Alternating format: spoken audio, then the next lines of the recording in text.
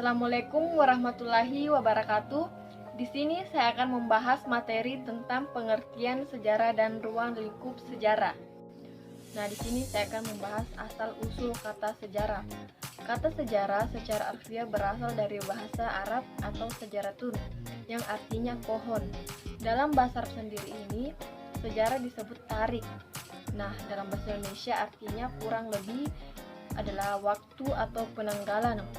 Kata sejarah lebih dekat pada bahasa Yunani yaitu historia, yang berarti ilmu atau orang pandai.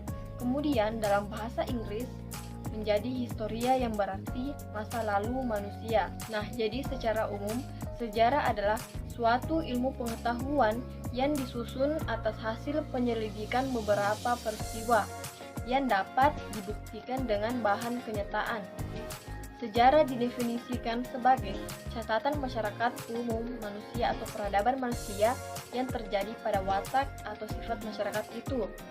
Adapun pengertian sejarah dari beberapa pendapat di sini, yang pertama itu ada Muhammad Yamin berpendapat bahwa sejarah adalah ilmu pengetahuan yang disusun atas hasil penyelidikan beberapa peristiwa yang dapat dibuktikan dengan kenyataan. Nah, yang kedua ada Thomas Carlyle berpendapat bahwa sejarah adalah peristiwa masa lampau yang mempelajari biografi orang-orang yang terkenal. Mereka adalah penyelamat pada zamannya. Mereka juga merupakan orang-orang besar yang pernah dicatat sebagai peletak dasar sejarah. Nah, yang ketiga di sini ada Ibnu Khaldun berpendapat bahwa sejarah sebagai catatan tentang masyarakat umat manusia atau peradaban dunia tentang perubahan-perubahan yang terjadi pada watak masyarakat itu. Pembahasan selanjutnya adalah ruang lingkup sejarah. Ruang lingkup sejarah terbagi atas 4. Yang pertama ada sejarah sebagai peristiwa. Mengapa dikatakan sebagai peristiwa? Karena menyangkut kejadian yang penting, nyata, dan aktual. Contohnya itu ada sejarah proklamasi kemerdekaan Indonesia. Nah, yang kedua ada sejarah sebagai kisah, merupakan rangkaian cerita berupa narasi yang disusun berdasarkan ingatan, tafsiran manusia, ataupun kesan tentang kejadian yang terjadi di masa lalu. Nah, contohnya itu ada kisah Ratu Kidul dengan sisi sejarah kerajaan Mataram, Yogyakarta. Nah, yang ketiga ada sejarah sebagai ilmu.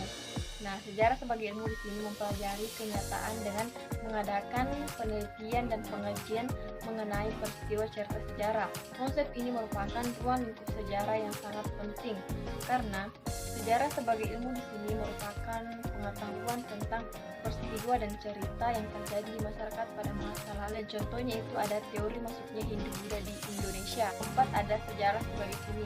Mengapa dikatakan sebagai seni?